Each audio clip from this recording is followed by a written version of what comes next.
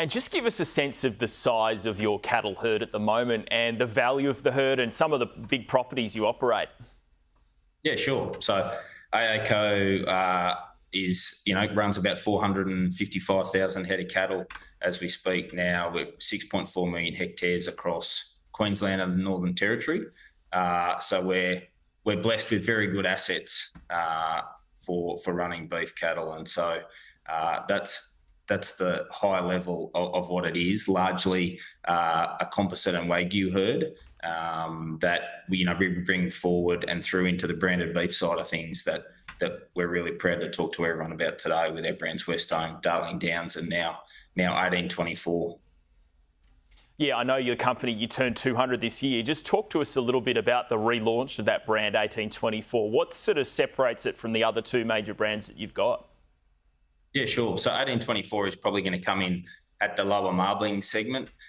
Still a wonderful Wagyu product, but more for the everyday eater and more casual dining, slightly lower price point. But it's for us to continue to opportunistically use every part of the animals that we process and put through our supply chain. And so we are really excited to launch 1824 on our 200th birthday. Certainly a very humbling experience for me to be leading a company with the rich history that AACo has and the wonderful stories that we hear throughout the time and ways for other people to share in that 200 years this year. We've got some wonderful events and had some wonderful events. So a magic time to be the leader of such an excellent business. Looking at your major shareholders, you've got Aussie billionaire Andrew Forrest with just under 20% and British billionaire Joe Lewis with about 52%. And we know he pleaded guilty to insider trading earlier this year. Are you worried at all about his stake in the company potentially changing? No, look, I focus on the things within my control, and that's running the business.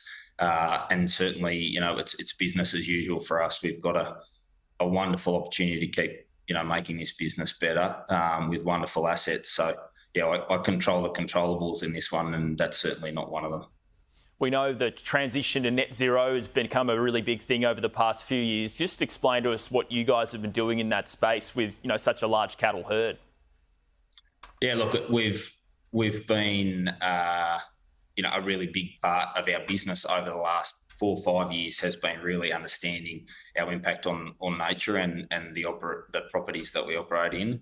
Like I said in this morning's presentation, we've just finished a full understanding of our scope 1, 2 and now 3 emissions throughout our whole supply chain, and making some significant investments there from a zero net emissions ag CRC. That's a wonderful opportunity for us to continue supporting industry as well as doing the work within house. But lots of things there from a sustainability perspective. I think the beef cattle and the business that we run can have a really positive impact on nature, and we'll look to continue that work and helping industry and government and all stakeholders understand the genuine positive impact that we can have on these things.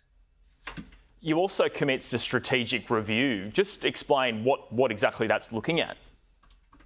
Yeah, sure. So that's just prudent business management that we work through and make sure that we're taking advantage of all the opportunities that are out there. So we'll look across the whole portfolio to understand we've made some really good progress in our existing branded beef strategy, and I think that's really starting to show out in such a difficult year like this. We've seen what we consider a strong result in the context of the market conditions.